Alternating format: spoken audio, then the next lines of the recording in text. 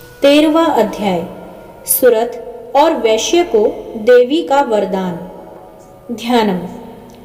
जो उदय काल के सूर्य मंडल की सी कांति धारण करने वाली हैं, जिनकी 4 भुजाएं और 3 नेत्र हैं, तथा जो अपने हाथों में पाश, अंकुश, वर एवं अभय की मुद्रा धारण किए रहती हैं, उन शिवा देवी का मैं ध्यान करता हूँ।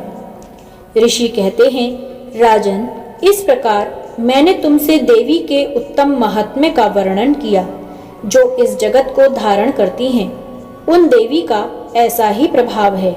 वे ही विद्या उत्पन्न करती हैं। भगवान विष्णु की माया स्वरूपा उन भगवती के द्वारा ही तुम ये वैश्य तथा अन्यान्य विवेकी जन मोहित होते हैं, मोहित हुए हैं तथा आगे भी मोहित होंगे। महाराज, तुम उन्हीं परमेश्वरी की शरण में जाओ। आराधना करने पर वे ही मनुष्यों को भोग, स्वर्ग तथा मोक्ष प्रदान करती हैं। मार्कंडेय जी कहते हैं, कौष्टुकी जी, मेधा मुनि के ये वचन सुनकर राजा सुरथ ने उत्तम व्रत का पालन करने वाले उन महाभाग महर्षि को प्रणाम किया। वे अत्यंत ममता और राज्यापहरण से बहुत खिन्न हो चुके थे। महामुने, इसलिए विरक्त होकर वे राजा तथा वैश्य तत्काल तपस्या को चले गए और वे जगदम्बा के दर्शन के लिए नदी के तट पर रहकर तपस्या करने लगे। वे वैश्य उत्तम देवी सूक्त का जप करते हुए तपस्या में प्रवृत्त हुए। वे दोनों नदी के तट पर देवी की मिट्टी की मूर्ति बनाकर पुष्प, धूप और हवन आदि के द्वारा उनकी आराधना करने लगे।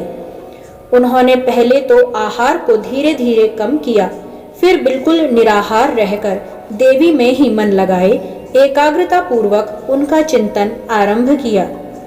वे दोनों अपने शरीर के रक्त से प्रोक्षित बलि देते हुए लगातार 3 वर्ष तक संयम पूर्वक आराधना करते रहे। इस पर प्रसन्न होकर जगत को धारण करने वाली चंडिका देवी ने प्रत्यक्ष दर्शन देकर कहा। देवी बोली, राजन तथा अपने कुल को आनंदित करने वाले वैश्य, तुम लोग जिस वस्तु की अभिलाषा रखते हो वह मुझसे मांगो, मैं संतुष्ट हूँ, अतः तुम्हें वह सब कुछ दूंगी।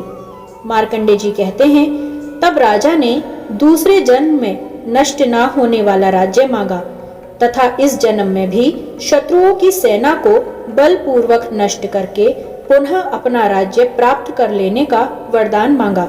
वैश्य का चित्त संसार की ओर से खिन्न एवं विरक्त हो चुका था और वे बड़े बुद्धिमान थे, अतः उस समय उन्होंने तो ममता और अहंता रूप आसक्ति का नाश करने वाला ज्ञान मांगा। देवी बोली, राजन, तुम थोड़े ही दिनों में शत्रुओं को मारकर अपना राज्य प्राप्त कर लोगे। अब वहां तुम्हारा राज्य स्थिर रहेगा। फिर मृत्यु के पश्चात तुम भगवान विवस्वान के अंश से जन्म लेकर इस पृथ्वी पर सावर्णिक मनु के नाम से विख्यात होगे।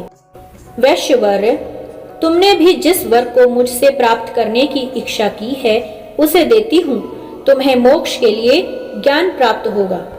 मार्कंडेय जी कहते हैं, इस प्रकार उन दोनों को मनोवांछित वरदान देकर तथा उनके द्वारा भक्ति पूर्वक अपनी स्तुति सुनकर देवी अंबिका तत्काल अंतर्धान हो गईं। इस तरह देवी से वरदान पाकर क्षत्रियों में श्रेष्ठ सुरथ सूर्य से जन्म ले सावर्णी नामक मनु होंगे।